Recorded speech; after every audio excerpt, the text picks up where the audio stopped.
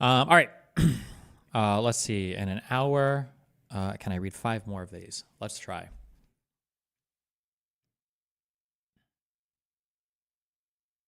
It's on stream right now.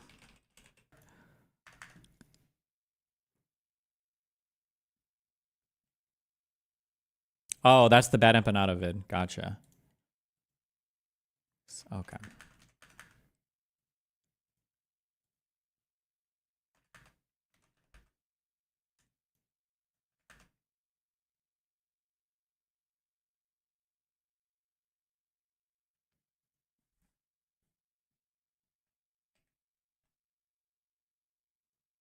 You can't link to these individually, right? Nope.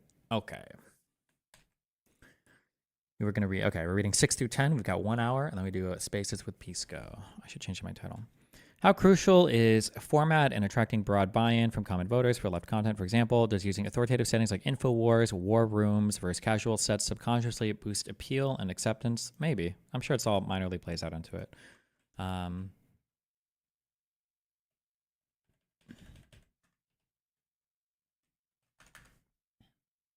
What's the over-under of Hassan's coverage of you just creating more DGGers than it drives away? Hassan can't really cover me any more negatively. Like, he's already, like, his whole audience is poisoned against me. The only thing he can do is help me. That's part of the reason why Hassan had an explicit no coverage, no name mention, no anything, because he knows this. He knows that if he directs anybody towards any of my content, it's always going to help me. It's never going to hurt me because of how crazy, like, I'm literally Hitler in these people's minds. Like, he's built me up to these fantastical, legendarily delusional heights that any type of direct engagement with my content would shatter that illusion. So, yeah. He's probably just doing it now because he feels bad because my viewership is up. So anytime I get over 10K concurrents, he loses his mind a little bit. Spaces with Pisco at 1930. Oh, I guess right now also I'm a little bit of a diversion from him having to address anything that Ethan says as well.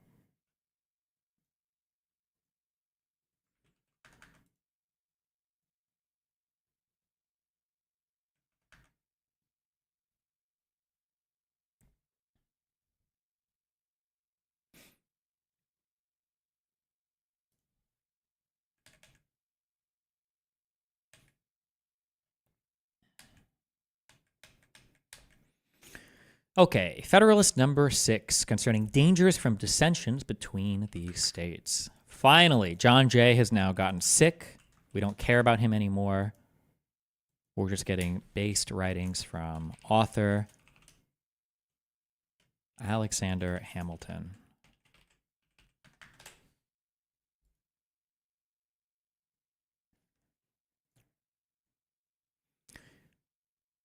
The 3 last numbers of this paper have been dedicated to an enumeration of the dangers to which we should be exposed in a state of disunion from the arms and arts of foreign nations. I shall now proceed to delineate dangers of a different and perhaps still more alarming kind, those which will, in all probability, flow from dissensions between the states themselves and from domestic factions and convulsions. These have been already, in some instances, slightly anticipated, but they deserve a more particular and more full investigation. A man must be far gone in utopian speculations who can seriously doubt that, if these states should either be wholly disunited or only united in partial confederacies, the subdivisions into which they might be thrown would have frequent and violent contests with each other. To presume a want of motives for such contests as an argument against their existence would be to forget that men are ambitious, vindictive, and rapacious.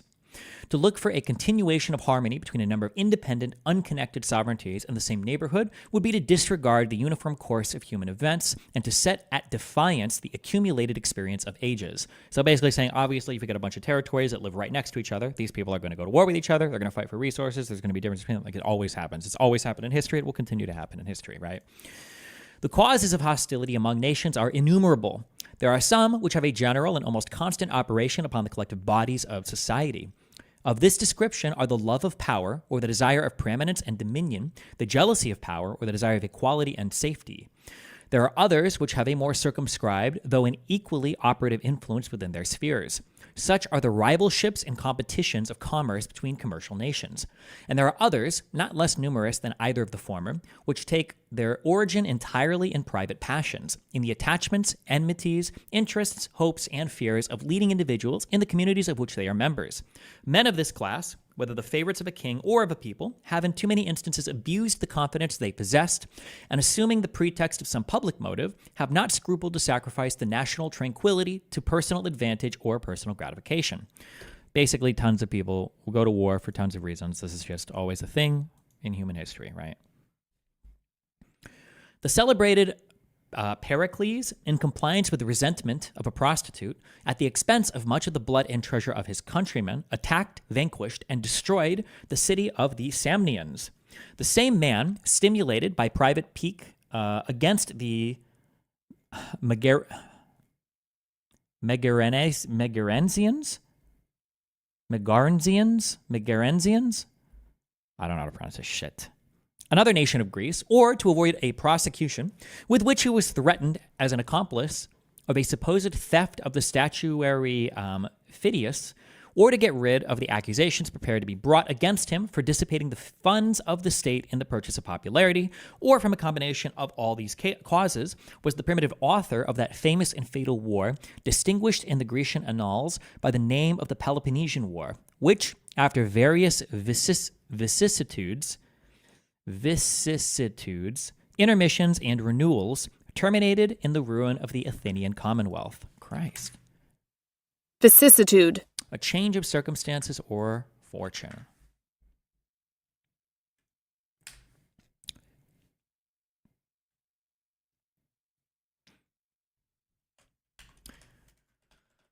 Let's see.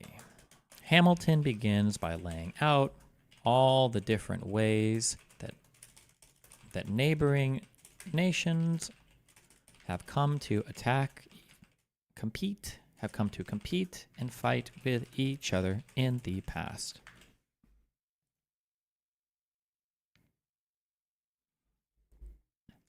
The ambitious cardinal, who was prime minister to Henry VIII, permitting his vanity to aspire to the triple crown, entertained hopes of succeeding in the acquisition of that splendid prize by the influence of the Emperor Charles V. To secure the favor and interest of this enterprising and powerful monarch, he precipitated England into a war with France, contrary to the plainest dictates of policy, and at the hazard of the safety and independence, as well of the kingdom over which he presided by his counsels, as of Europe in general. For if there ever was a sovereign who bid fair to realize the project of universal monarchy, it was the Emperor Charles V, of whose intrigues Wolsey was at once the instrument and the dupe. Obviously, going over history of conflicts and all this. I guess people at the time would have been more familiar with this. Maybe you guys are familiar with this. I'm not, because history is cringe. I'm just kidding. I just haven't studied this. The influence which the bigotry of one female, the petulance of another, and the cabals of a third had in the contemporary policy, ferments, and pacifications of a considerable part of Europe are topics that have been too often descanted upon not to be generally known. To multiply examples of the agency of personal considerations and the production of great national events, either foreign or domestic, according to their direction, would be an unnecessary waste of time. Those who have but a superficial acquaintance with the sources from which they are to be drawn will themselves recollect a variety of instances, and those who have a tolerable knowledge of human nature will not stand in need of such lights to form their opinion either of the reality or extent of that agency. It's basically self-evident that human history is full of conflict with one another for good reasons and bad reasons, basically. Perhaps, however, a reference tending to illustrate the general principle may with propriety be made to a case which has lately happened among ourselves. If Shays had not been a desperate debtor, it is much to be doubted whether Massachusetts would have been plunged into a civil war. This is a reference to Shays' Rebellion, I believe, right? A violent uprising in Massachusetts from 86 to 87.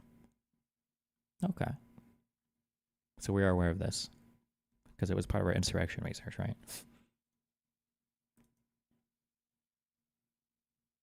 Oh, so this is a real life example. So he's basically saying people go to war and do conflict for all sorts of crazy personal and public reasons and all dumb things, right? And here's an example. Shays' Rebellion, I imagine, would be fresh in people's minds. This guy, part of the rebellion, was probably instigated by the fact that he was severely in debt. Right, so he's giving a real life example. This has already happened in the newly formed colonies and the newly formed Confederation of States. Yeah. But notwithstanding the concurring testimony or experience, in this particular, there are still to be found visionary or designing men who stand ready to advocate the paradox of perpetual peace between the states, though dismembered and alienated from each other. He's referring to people that will still try to make the argument that, wow, having 4 different confederacies is going to be better. Yeah.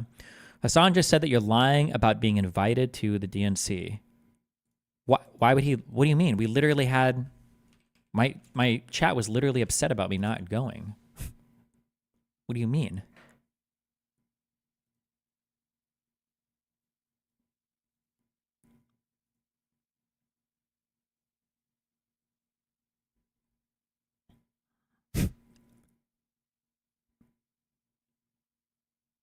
I don't want to like. You said you never got an invite and are lying? I mean, I can link the form. I mean, I don't want to leak Kyla's logs.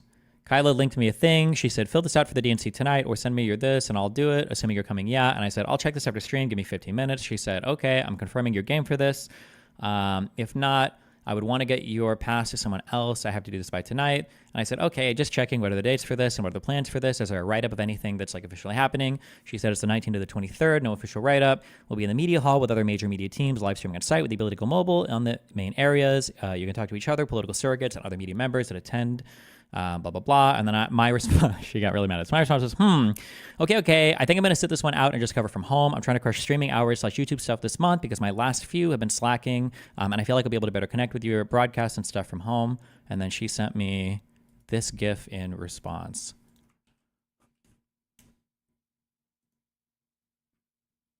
And then I sent her a smiley face.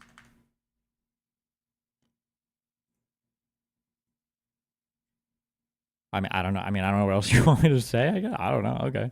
I mean, if he wants to think I wasn't invited, that makes him like feel better about himself. Then he can. I mean, knock yourself out, I guess.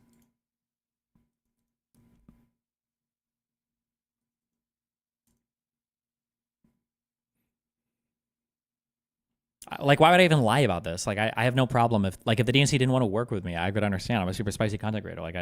But I wouldn't even be mad. I would get it, right?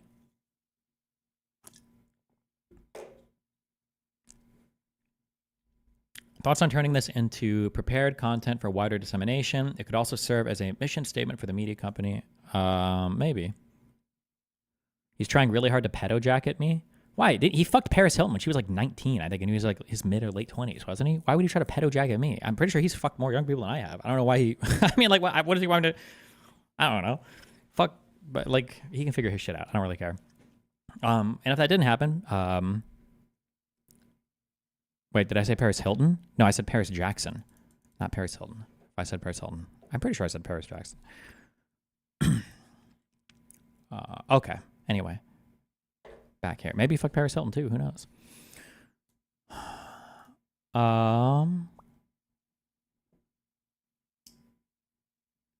But now, okay, we're continuing on this. The genius of republics, say they, is pacific. The spirit of commerce has a tendency to soften the manners of men and to extinguish those inflammable humors which have so often kindled into wars. Commercial republics like ours will never be disposed to waste themselves in ruinous contentions with each other. They will be governed by mutual interest and will cultivate a spirit of mutual amity and concord.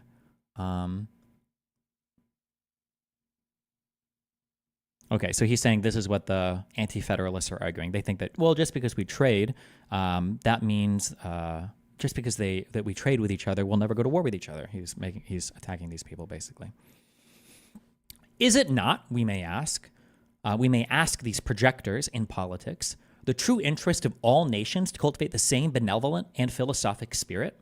If this be their true interest, have they in fact pursued it? Has it not, on the contrary, invariably been found that momentary passions and immediate interest have a more active and imperious control over human conduct than general or remote considerations of policy, utility, or justice? Have republics in practice been less addicted to war than monarchies? Are not the former administered by men as well as the latter? Are there not aversions, predilections, rivalships, and desires of unjust acquisitions that affect nations as well as kings? Are not popular assemblies frequently subject to the impulses of rage, resentment, jealousy, avarice, and of other irregular and violent propensities? Is it not well known that their determinations are often governed by a few individuals in whom they place confidence and are, of course, liable to be tinctured by the passions and views of those individuals? Has commerce hitherto done anything more than change the objects of war? Is not the love of wealth as domineering and enterprising a passion as that of power or glory? Have there not been as many wars founded upon commercial motives since that has become the prevailing system of nations, as were before occasioned by the cupidity of territory or dominion? Has not the spirit of commerce in many instances administered new incentives to the appetite, both for the one and for the other? Let experience, the least fallible guide of human opinions, be appealed to for an answer to these inquiries. So saying that, obviously, listen, like nations have been trading with each other for a long time, republics have existed, they still go to war with each other. He argues against the idea that commerce alone would dissuade nations from warring with each other, as they continue to do so up to that day.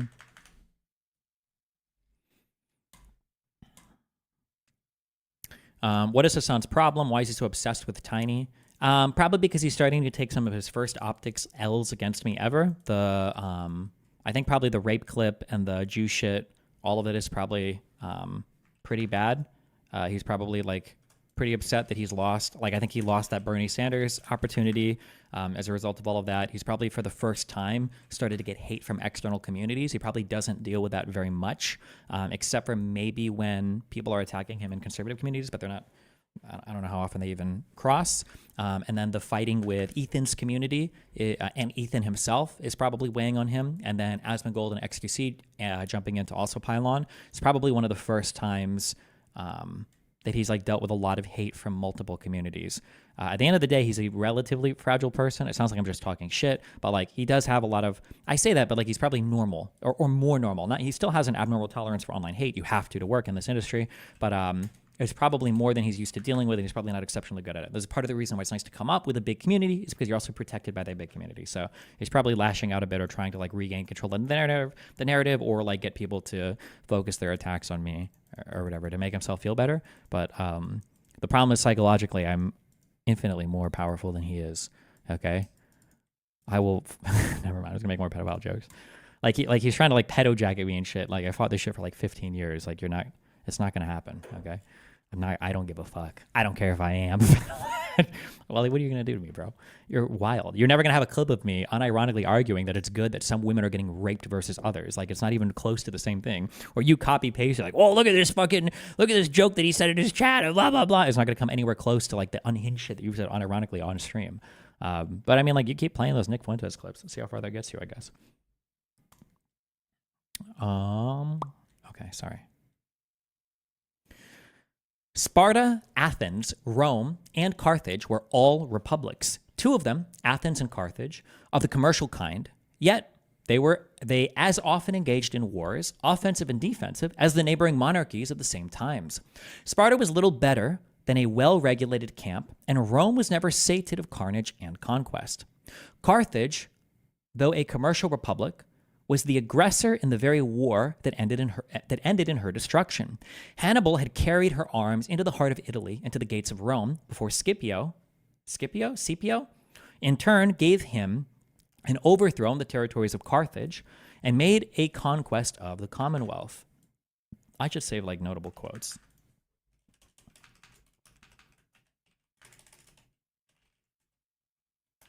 It's Scipio.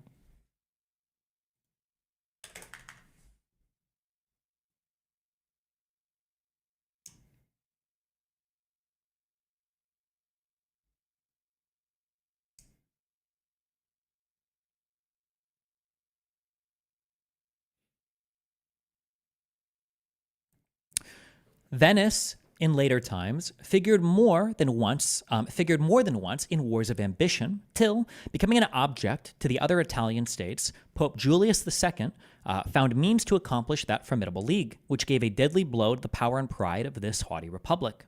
The provinces of Holland, till they were overwhelmed in debts and taxes, took a leading and conspicuous part in the wars of Europe. They had furious contests with England for the dominion of the sea and were among the most persevering and most implacable, right, of the opponents of Louis XIV.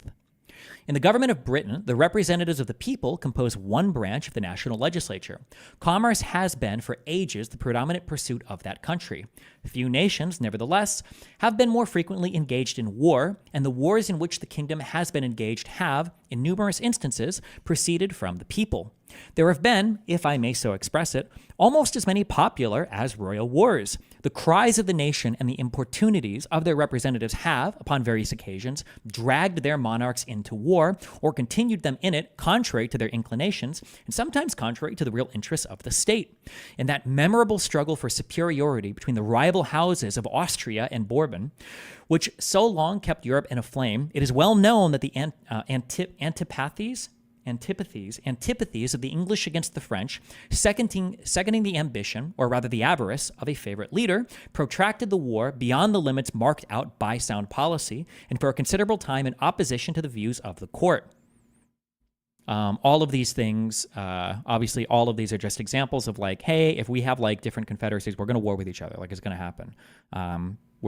It's just like, we're always going to fight. People fight. Whether we're republics, monarchies, whether we're trade-based or whatever, like, people fight. We always fight.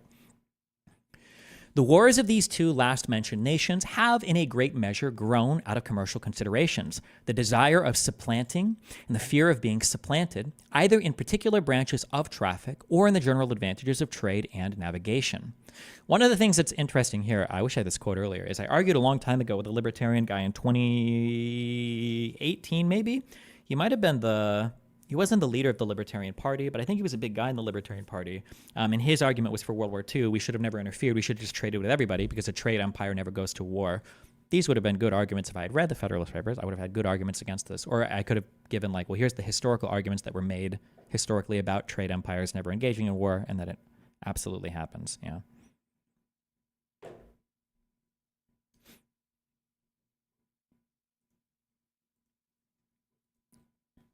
Was it Larry Sharp? Yes, it was. It was him. From this summary of what has taken place in other countries, whose situations have borne the nearest resemblance to our own, what reason can we have to confide in those reveries which would seduce us into an expectation of peace and cordiality between the members of the present Confederacy in a state of separation? Have we not already seen enough of the fallacy and extravagance of those idle theories which have amused us with promises of an exemption from the imperfections, weaknesses, and evils incident to society in every shape?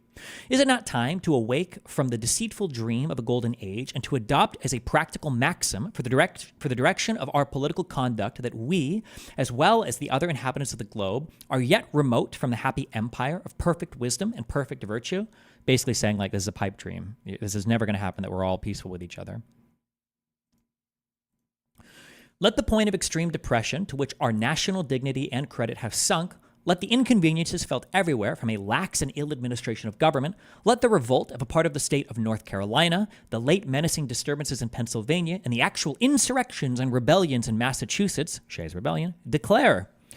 So far is the general sense of mankind from corresponding with the tenets of those who endeavor to lull asleep our apprehensions of discord and hostility between the states in the event of disunion, that it has from long observation of the progress of society become a sort of axiom in politics that vicinity or nearness of situation constitutes national natural enemies.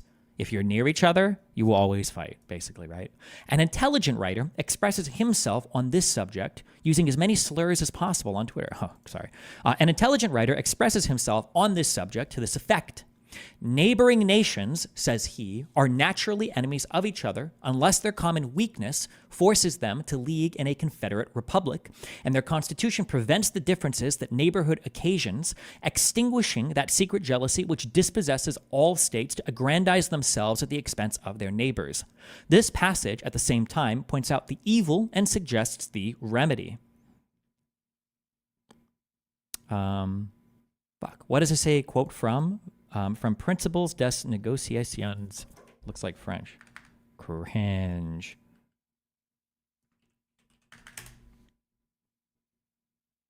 Is a book by Gabriel Bonnet de Mobley. Bonneau de Montbly that was first published in 1757. The book covers topics such as international trade, modern warfare, diplomacy, and the role of ambassadors. Cute.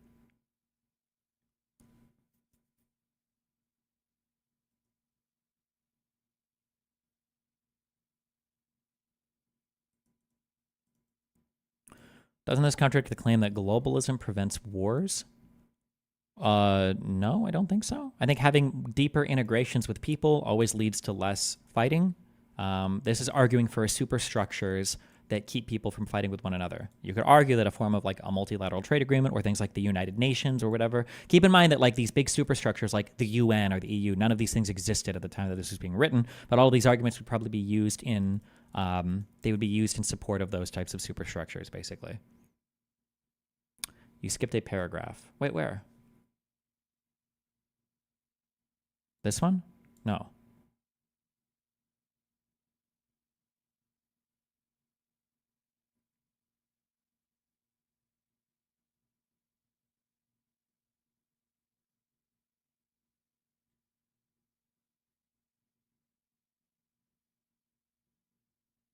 You trolled me. Fuck you.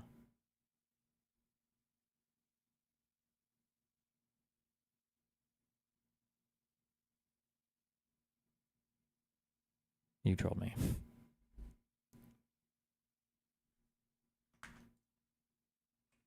People are saying Hassan's losing his mind right now. What's going on? Sorry, John.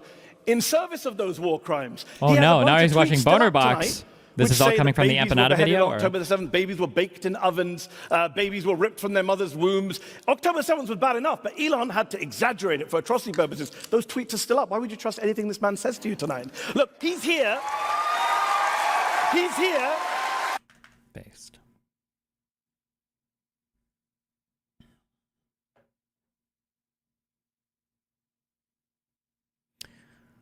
Federalist number 7. The same subject continued concerning dangers from dissensions between the states. Again, from our good friend, Alexander Hamilton. Wait, fuck. Hold on one second, and then we'll read this. Or actually, wait. Here, listen to our good friend Hassan in the back. Let's assume that every case that Mehdi put forward was true. When he talks about particular... I mean, it is, but okay. For instance, like the WCK bombing, or the person who was the child who was shot while they were in a car, or like all this kind of stuff. So if they're talking about that, then it's kind of like saying that doesn't really... You could just argue none of that actually says whether or not the broad military campaign is justified or not. You understand that, right? So apparently, the fact that Israel is clearly systematically committing war crimes, crimes against humanity, pretty much every international crime that you could ever think of, on a mass scale, patterns that make it clear that they are there in order to do what they are literally doing. We, however, cannot judge their so-called military campaign by what they are doing. The fact that they are doing these things says nothing about whether them doing those things is actually justified or not. Apparently, in order to deduce why Israel is doing what it is doing in Gaza, we can't look at what it's doing in Gaza. You know, like destroying 60% of all buildings in the territory, many of them through literal controlled demolitions. Schools, mosques, churches, museums, all destroyed intentionally. Massacring endless scores of civilians with numbers that are simply impossible to achieve unless it is being done intentionally. We apparently can't look at that and say, yeah, they're there because they want to kill the civilians. That's why they're killing them. They're there because they want to expel the civilians. That's why they are expelling them. They're destroying every single building there because they want to destroy it. Because they want to destroy Gaza. No. You can't do that. Why? He just sort of decided you can't. That really is all there is to it. That's his argument. And that is aside from, you know, all of the undeniable statements, plans, etc. coming from the Israeli state. They make it very clear that this is what they want to do from the very beginning, and it's what they have been doing, and that they are going to continue to be doing it, like their leaked plans to do exactly what they are doing, which filtered out already in October 2023, people at the highest levels of government outright saying that that is what they are doing. They openly discuss plans to build concentration camps in Gaza, which the survivors will be hoarded into for threat of death if they try to leave. The Israeli military just openly declaring today as I film this video that they have no intention to allow the residents of the northern Gaza Strip to return to their homes, and that anyone in the entire northern half of Gaza is not a civilian who they can just freely kill. Ignore all of that, right? Or try to frame it as if it's not indicative of broad Israeli policy. Okay, I'm back.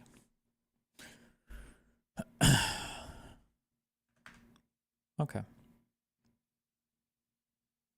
Is he having fun over here? One of the nice things about Hassan getting kind of like de-added or whatever is that now we can open a stream. We don't have to worry about ads popping up. That's nice, at least. Federalist number 7. The same subject continued concerning dangers from dissensions between the states.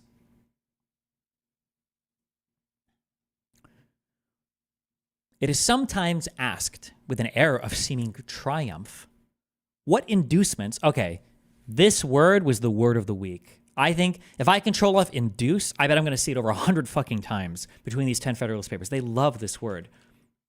Okay, never mind. Okay, John Jay was just obsessed with this word. I'm so sorry. I assumed Hamilton was as well. My bad, whatever. John Jay writes it a lot. Hamilton doesn't. He only does one time. Fuck you. Okay.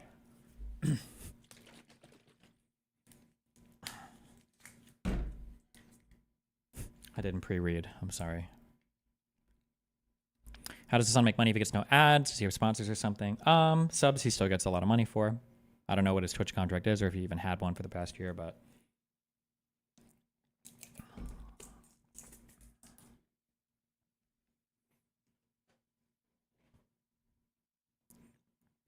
Oh, and all of his Patreons for his podcasts.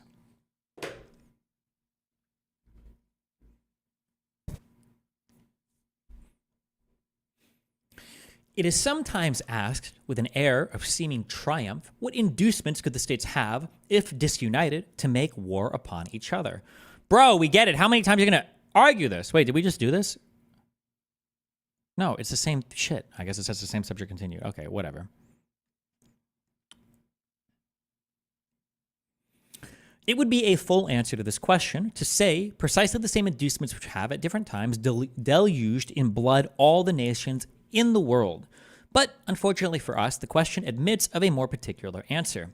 There are causes of differences within our immediate contemplation of the tendency of which, even under the restraints of a federal constitution, we have had sufficient experience to enable us to form a judgment of what might be expected if those restraints were removed. Territorial disputes have, at all times, been found one of the most fertile sources of hostility among nations. Perhaps the greatest proportion of wars that have desolated the earth have sprung from this origin. This cause would exist among us in full force. We have a vast tract of unsettled territory within the boundaries of the United States. There still are discordant and undecided claims between several of them, and the dissolution of the Union would lay a foundation for similar claims between them all. It is well known that they have heretofore had serious and animated discussion concerning the rights to the lands which were ungranted at the time of the Revolution, and which usually went under the name of Crown lands. Actually, here's a question. I have no idea what the answer is. Is the territory of the 13 colonies, did any of those state borders change after the colonies were founded, were like the Articles of Confederation versus like the States of America, like the federal government was formed? Did the borders of these colonies like ever change much, or? Yes.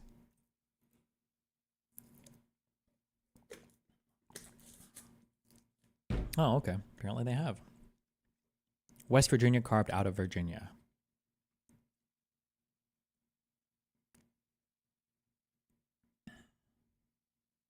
Vermont seceded from New York, and Virginia and North Carolina CT had disputed boundaries out west. What's the purpose of this question? Of what question? I was just curious. Am I not allowed to be curious?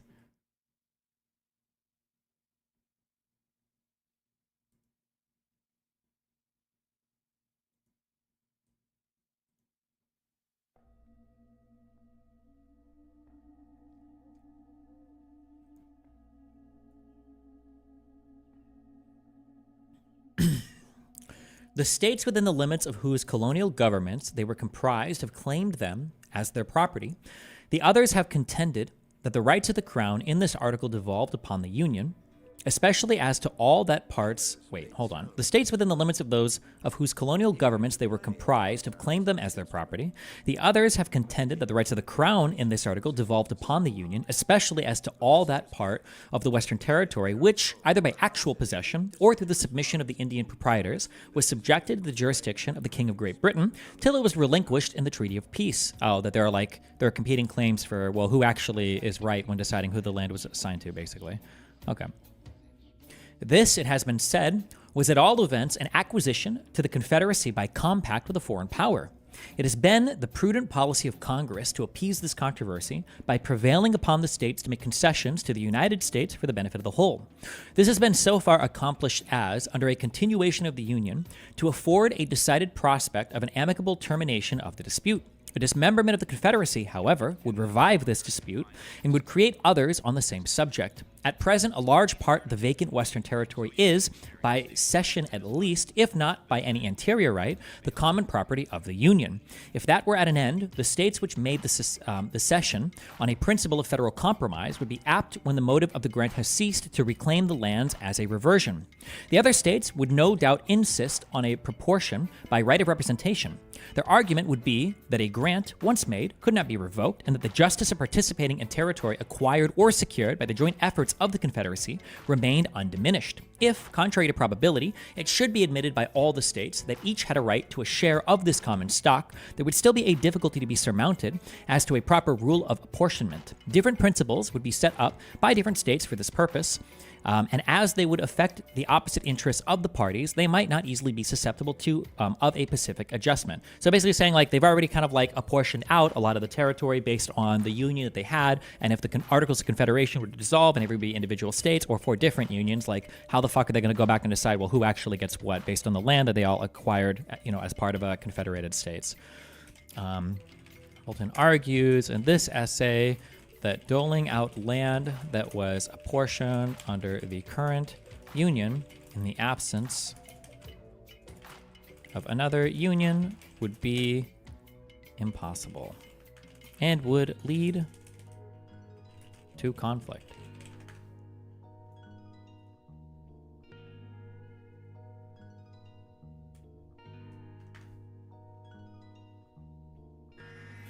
You have no real positions and don't have the facts. You just make up convincing arguments. Destiny.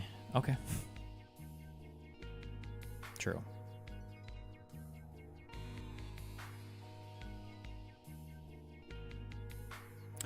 In the wide field of Western Territory, therefore, we perceive an ample theater for hostile pretensions without any umpire or common judge to interpose between the contending parties. To reason from the past to the future, we shall have good ground to apprehend that the sword would sometimes be appealed to as the arbiter of their differences. If people disagree enough, they're going to fight over it. The circumstances of the dispute between Connecticut and Pennsylvania, respecting the land of Wyoming, admonish us not to be sanguine in expecting an easy accommodation of such differences. The Articles of Confederation obliged the parties to submit the matter to the decision of a federal court. The submission was made, and the court decided in favor of Pennsylvania. But Connecticut gave strong indications of dissatisfaction with that termination, nor did she appear to be entirely resigned to it till, by negotiation and management, something like an equivalent was found for the loss she supposed herself to have sustained. Nothing here said is intended to convey the slightest censure on the conduct of that state. She no doubt sincerely believed herself to have been injured by the decision, and states, like individuals, acquiesce with great reluctance in determinations to their disadvantage. Just talking about a disagreement two states have and how it was settled by the federal government. Those who had an opportunity of seeing the inside of the transactions which attended the progress of the controversy between this state and the District of Vermont can vouch the opposition we experienced, as well from states not interested as from those which were interested in the claim, and can attest the danger to which the peace of the Confederacy might have been exposed had this state attempted to assert its right by force. Obviously, if we would have fought, there would have been a big fight, because they would have fought.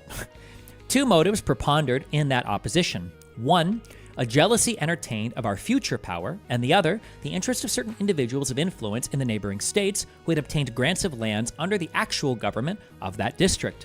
Even the states which brought forward claims in contradiction to ours seemed more solicitous to dismember this state than to establish their own pretensions. These were New Hampshire, Massachusetts, and Connecticut. New Jersey and Rhode Island, upon all occasions, discovered a warm zeal for the independence of Vermont, and Maryland Till, alarmed by the appearance of a connection between Canada and that state, entered deeply into the same views. These being small states saw an unfriendly eye the perspective of our growing greatness. In a review of these transactions, we may trace some of the causes. In a review of these transactions, we may trace some of the causes which would be likely to embroil the states with each other if it should be their unpropitious destiny to become disunited. So basically, I think he's just saying, like, here's all the motives that these states had that they could have fought with each other over these land grabs, but because they were part of a federal government, they didn't go to war with each other, which is good.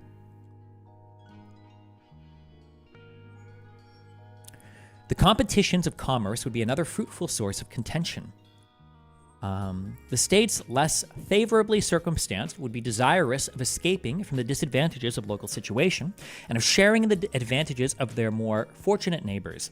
Each state or separate confederacy would pursue a system of commercial policy peculiar to itself.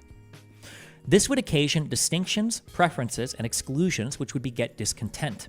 The habits of intercourse on the basis of equal privileges, to which we have been accustomed since the earliest settlement of the country, would give a keener edge to those causes of discontent than they would naturally have independent of this circumstance. In all caps he spams, we should be ready to denominate injuries those things which were in reality the justifiable acts of independent sovereignties consulting a distinct interest. Injuries, those things which are in reality the just. We should be ready to denominate injuries those things which were in reality the justifiable acts of independent sovereign, consulting a distinct interest. We should be ready to denominate. So we should be willing to say that there was a party, I guess, that was injured, even if that injury was the justifiable act of some other entity which had like an interest of its own, basically. Of intercourse and the basic equal privileges which we've been accustomed since always keener edge to those causes of discontent, actually of independent circumstances. That's right. The spirit of enterprise which characterizes the commercial part of America has left no occasion of displaying itself unimproved. It is not at all probable that this unbridled spirit would pay much respect to those regulations of trade by which particular states might endeavor to secure exclusive benefits to their own citizens.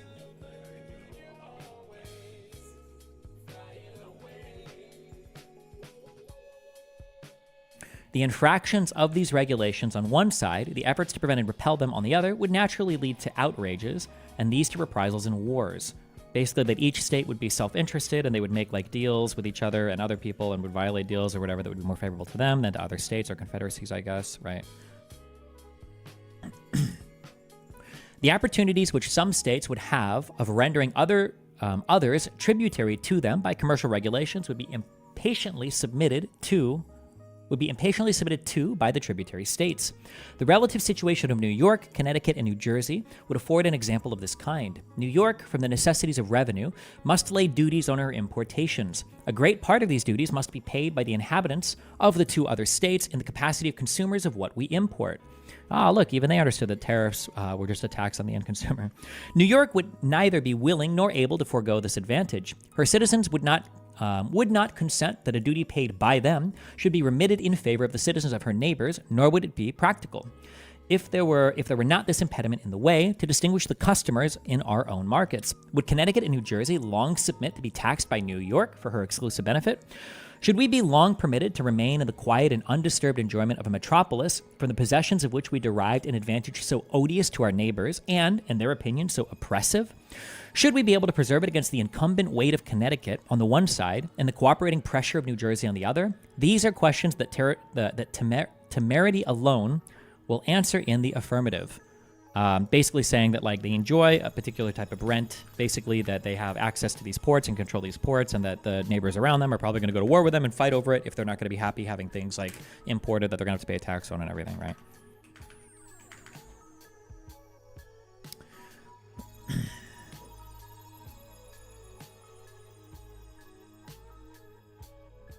Hold on one second.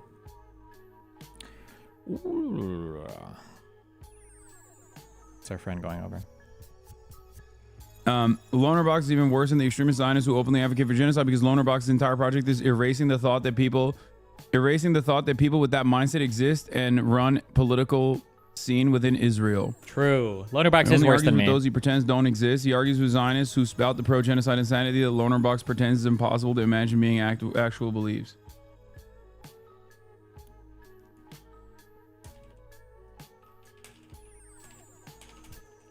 No, I don't know what Vosh's positions are. I haven't kept up with anything he's done, but I doubt that he's pro-Israel. I think at most he will probably do like the Hassan is wrong because he's like defending the Ansar Allah administration's attempts of trying to stop Israel from conducting a genocide. But beyond that, I don't think he would go so That far as Ansar to be Allah like, shit is so fucking cringe. It's just another name for basically the Houthi government. I don't know if he says it because he wants to sound more brown or Middle Eastern or like fucking up on Middle East. It's so cringe. He's so fucking cringe.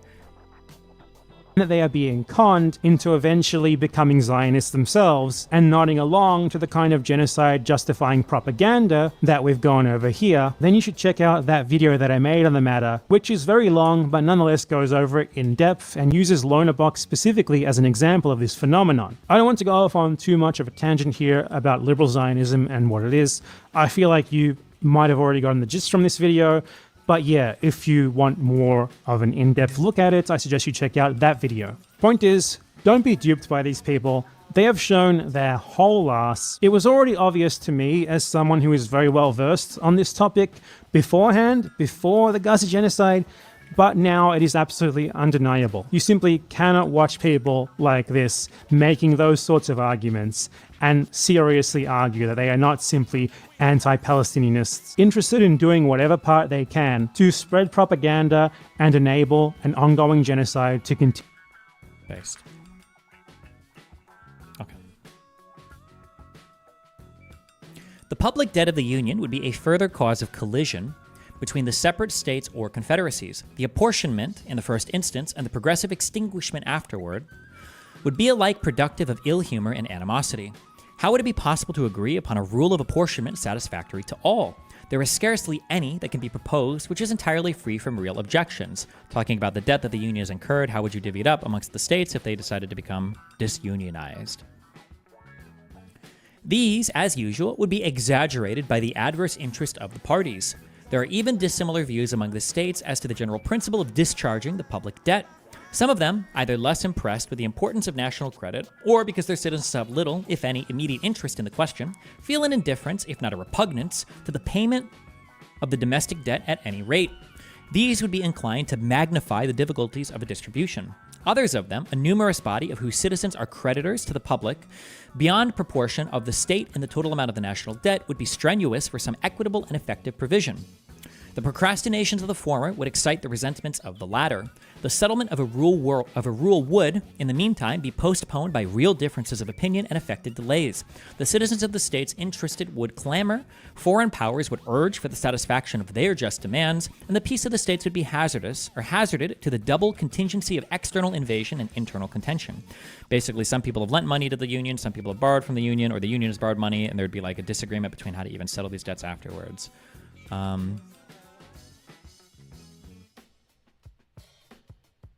Let's see, all of this was 7.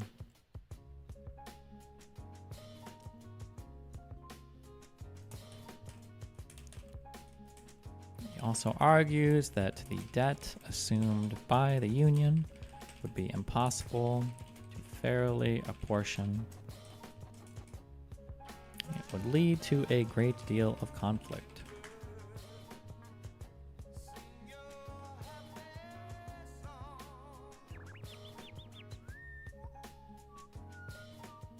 Suppose the difficulties of agreeing upon a rule surmounted, and the apportionment made. Still, there is great room to suppose that the rule agreed upon would, upon experiment, be found to bear harder upon some states than upon others. Those which were sufferers by it would naturally seek for a mitigation of the burden. The others would as naturally be disinclined to a revision, which was likely to end in an increase of their own encumbrances.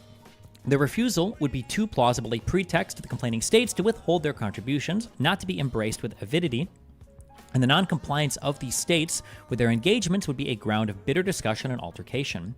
If even the rule adopted should in practice justify the equality of its principle, still delinquencies in payments on the parts of some of these states would result from a diversity of other causes, the real deficiency of resources, the mismanagement of their finances, accidental disorders in the management of the government, and, in addition to the rest, the reluctance with which men commonly part with money for purposes that have outlived the exigencies exigencies which produce them and interfere with the supply of immediate wants. Basically, there's a whole bunch of reasons why people wouldn't pay shit back, and it would fuck shit up.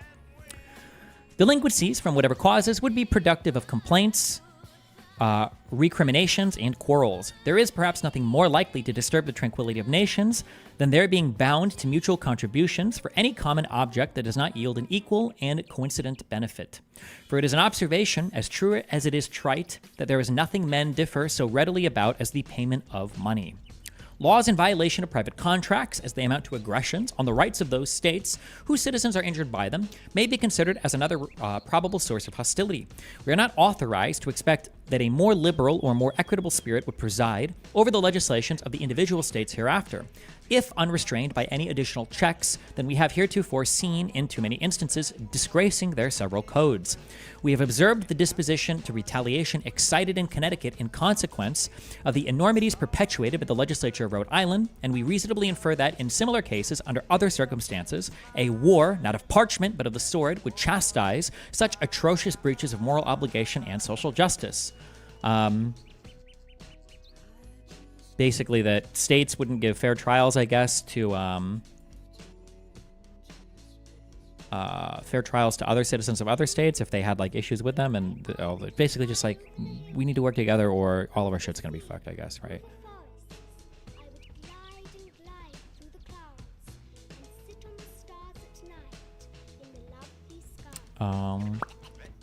The probability of incompatible alliances between the different states of confederacies and different foreign nations, and the effects of this situation upon the peace of the whole, have been sufficiently unfolded in some preceding papers.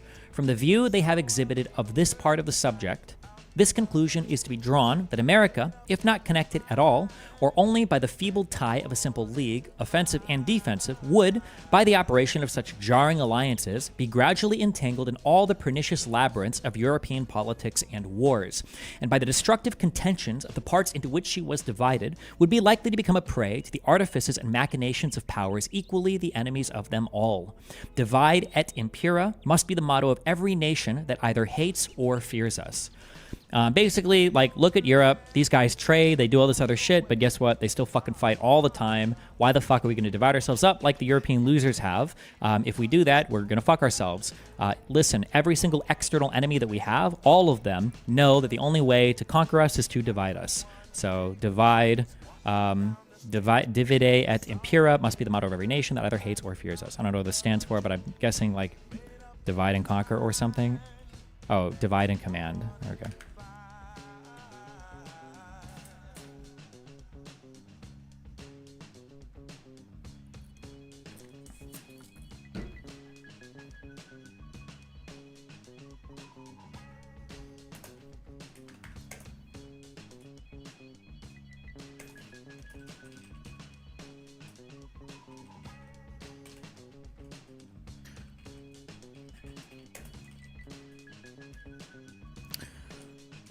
Emerge in America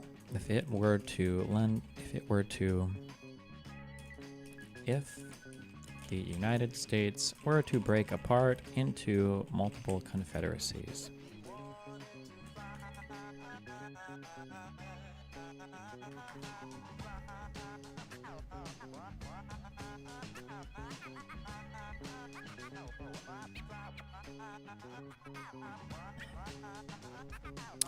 He outlined what will be your dismissal as a country.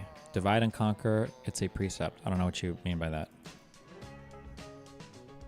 Dismissal as a country? I think you just outlined what would cause the country to, or what would cause everything to fuck up, basically. Okay.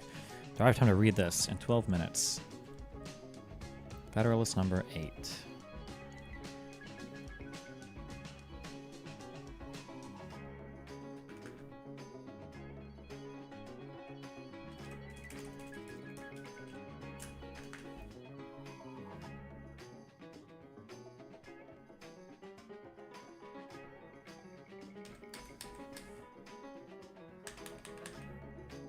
Sure.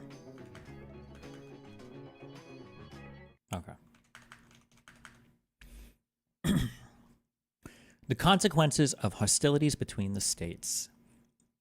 Assuming It therefore, as an established truth that the several states, in case of disunion or such combinations of them as might happen to be formed out of the wreck of the general confederacy, would be subject to those vicissitudes of peace and war, of friendship and enmity with each other, which have fallen to the lot of all neighboring nations, not united under one government, let us enter into a concise detail of some of the consequences that would attend such a situation. So basically saying, like, we know that we're going to fight if we don't form a union, and here's what's going to happen if we do fight, okay?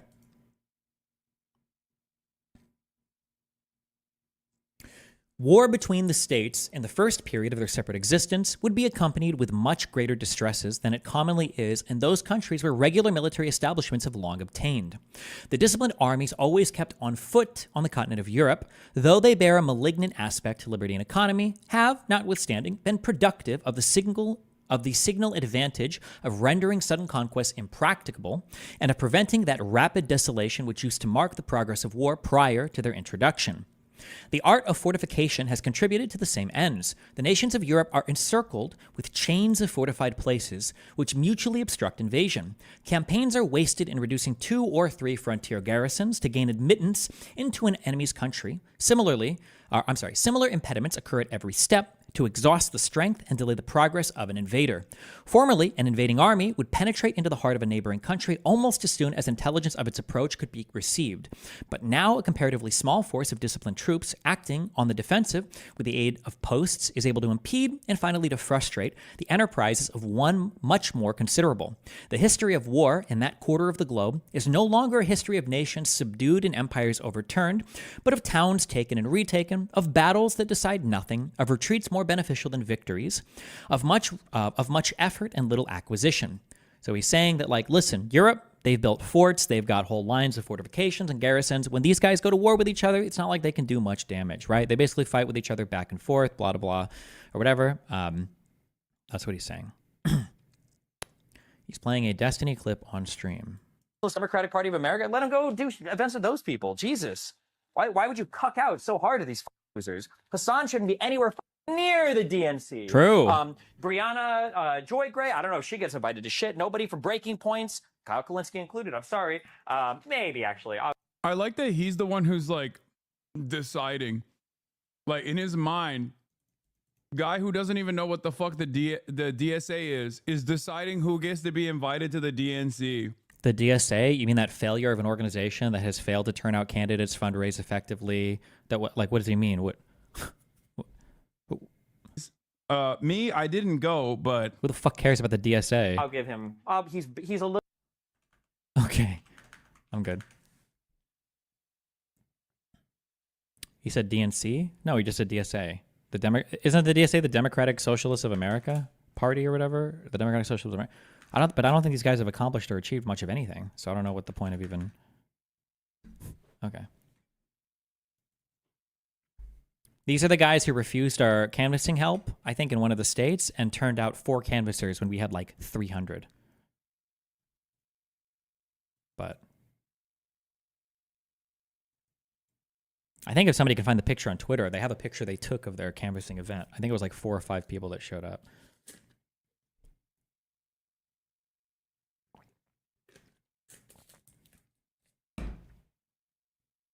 Why would anyone refuse canvassing help? Because I wasn't pure enough for them.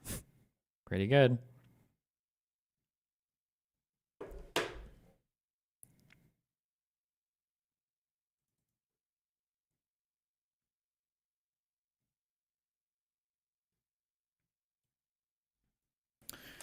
This essay argues for how catastrophic a war would be in the newly formed American Confederates were they to break apart.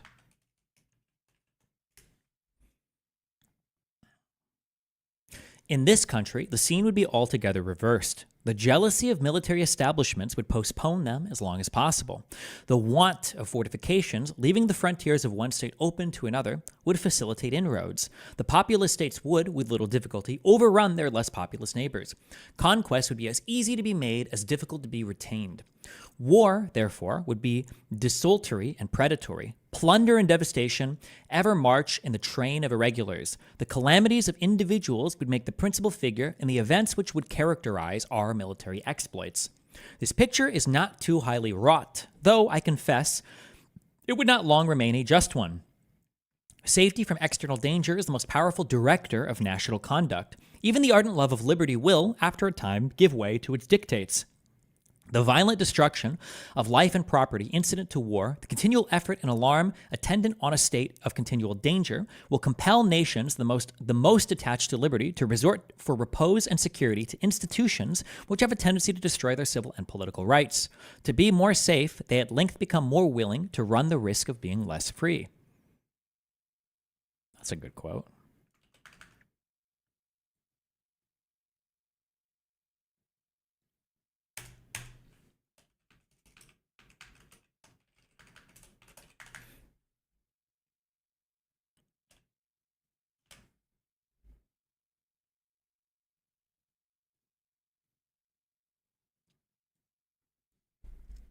The institutions chiefly alluded to are standing armies and the correspondent appendages of military establishments.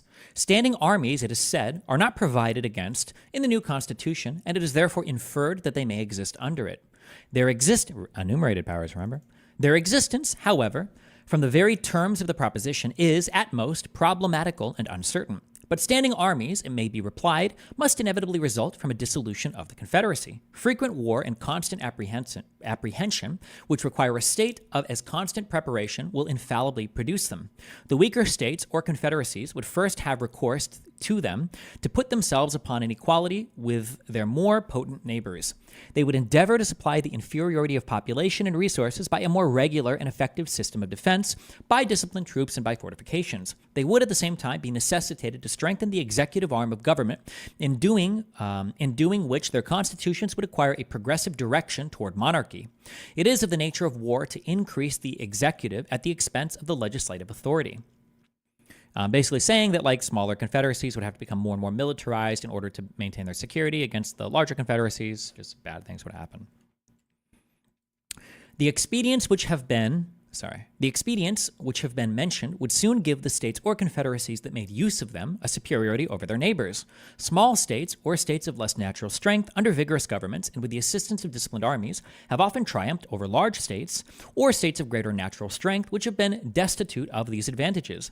Neither the pride nor the safety of the more important states or confederacies would permit them long to submit to this mortifying and adventitious superiority.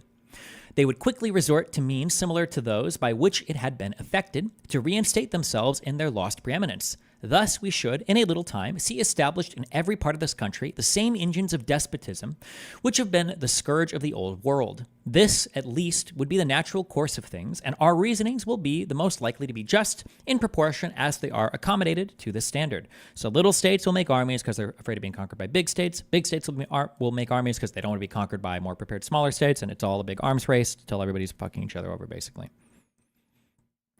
These are not vague inferences drawn from supposed or speculative defects in a constitution, the whole power of which is lodged in the hands of the people, or their representatives and delegates, but they are solid conclusions drawn from the natural and necessary progress of human affairs. It may perhaps be asked, by way of objection to this, why did not standing armies spring up out of the contentions which so often distracted the ancient republics of Greece? Different answers, equally satisfactory, may be given to this question. The industrious habits of the people of the present day, absorbed in the pursuit of gain and devoted to the improvements of agriculture and commerce, are incompatible with the condition of a nation of soldiers, which was the true condition of the people of those republics. The means of revenue, which have been so greatly multiplied by the increase of gold and silver, and of the arts of industry and the science of finance, which is the offspring of modern times, concurring with the habits of nations, have produced an entire revolution in the system of war, and have rendered disciplined armies, distinct from the body of the citizens, the inseparable companions of frequent hostility. I think he's saying that, like, well, so somebody might counter and say, okay, well, hold on, what about like Greece? Like, there were tons of different states and people around here, and they didn't make armies and conquer each other all the time. And he's saying, well, sure, but like back then, like if you were a man who could be in a military, you were probably out farming, or you had to do like other things. But now we've got massive industry, we have multiplicative wealth, we can do so many things. People have way more time to basically become part of a military and kill each other, I think, right? There is a wide difference also between military establishments in a country seldom exposed by its situation to internal invasions and in one which is often subject to them and always apprehensive of them. The rulers of the former can have a good pretext, if they are so inclined, to keep on foot armies so numerous as must of necessity be maintained in the latter. These armies being, in the first case, rarely, if at all, called into activity for interior defense, the people are in no danger of being broken to military subordination. The laws are not accustomed to relaxations. Greece at this point was under Ottoman control. Greece was seen in an idealized realm of type of... Oh, gotcha, okay. In favor of military exigencies, the civil state remains in full vigor, neither corrupted nor confounded with the principles or propensities of the other state. The smallness of the army renders the natural strength of the community an overmatch for it, and the citizens, not habituated to look up to the military power for protection or to submit to its oppressions, neither love nor fear the soldiery. They view them with a spirit of jealous acquiescence in a necessary evil and stand ready to resist a power which they suppose may be exerted to the prejudice of their rights. The army under such circumstances may usefully aid the magistrate to suppress a small faction or an occasional mob or insurrection, but it will be unable to enforce encroachments against the united efforts of the great body of the people.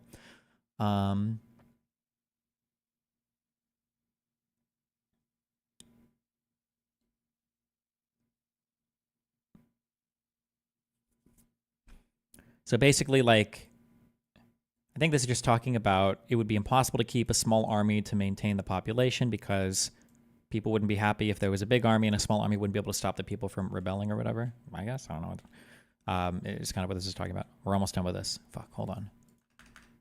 Peace Coast coming. Shh. 5 paragraphs. 4. In a country in the predicament last described, the contrary of all this happens. The perpetual menacings of danger oblige the government to be always prepared to repel it. Its armies must be numerous enough for instant defense. So this is saying, so the country would keep a much larger army to be able to fight off insurrecting population. The continual necessity for their services enhances the importance of the soldier and proportionally degrades the condition of the citizen. The military state becomes elevated above the civil. The inhabitants of territories, often the theater of war, are unavoidably subjected to frequent infringements on their rights, which serve to weaken their sense of those rights, and by degrees the people are brought to consider the soldiery not only as their protectors but as their superiors. The transition from this disposition to that of considering them masters is neither remote nor difficult, but it is very difficult to prevail upon a people under such impressions to make a bold or effectual resistance to usurpation supported by the military power.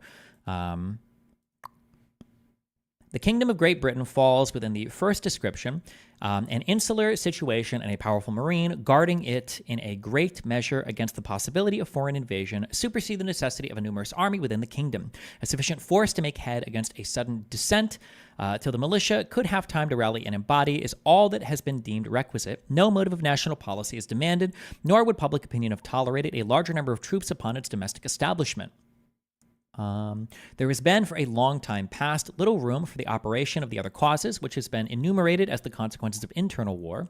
This peculiar felicity of situation has, in a great degree, contributed to preserve the liberty which that country to this day enjoys, in spite of the prevalent venality and corruption. If, on the contrary, Britain had been situated on the continent and had been compelled, as she would have been by that situation, to make her military establishments at home coextensive with those of the other great powers of Europe, she, like them, would in all probability be at this day a victim to the absolute power of a single man. Tis possible, though not easy, that the people of that island may be enslaved from other causes, but it cannot be by the prowess of an army so inconsiderable as that which has been usually kept up within the kingdom. Sorry, I'm almost done here. So because Britain is one of the things, the island of Great Britain has unified into a single country. They don't have to keep like all these internal armies to fight with each other and all this. And because of their unity, the people enjoy basically more freedoms that aren't being stripped from them as a result of having to keep a giant military state, basically.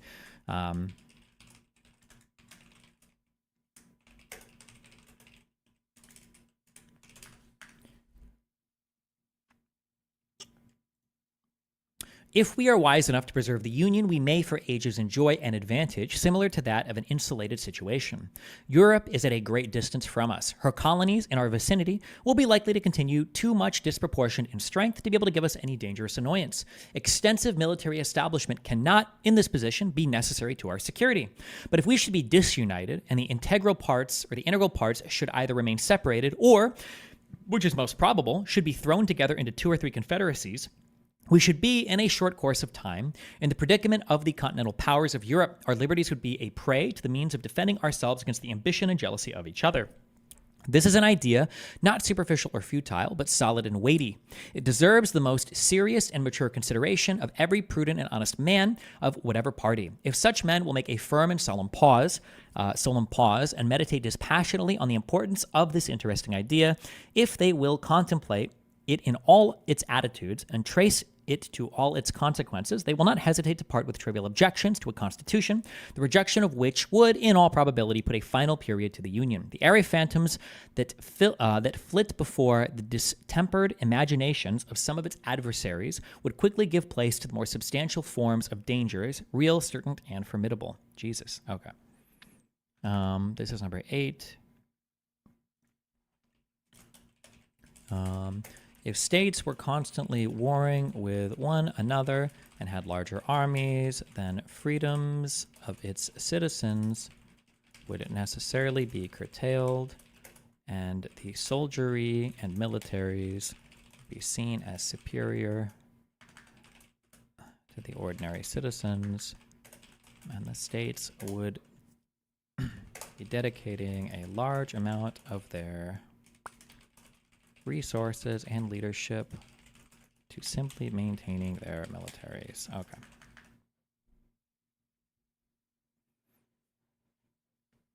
Nice. Mike from PA unbanned. Cute. Whew, okay.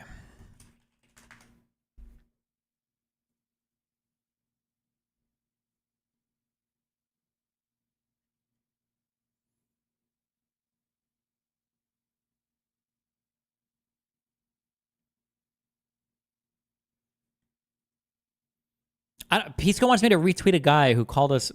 Apparently, he called us fags, but he does like a music video. I don't know what am I supposed to like make fun of him for doing music? I don't know what you want me to say. That's mean. I don't do that. That's the Majority Report stuff. Okay. Okay.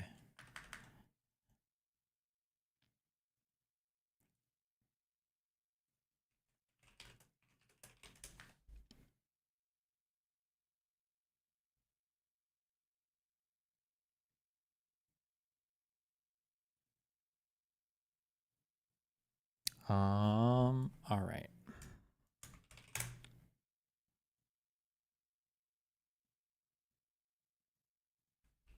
What is this? Space even over question mark.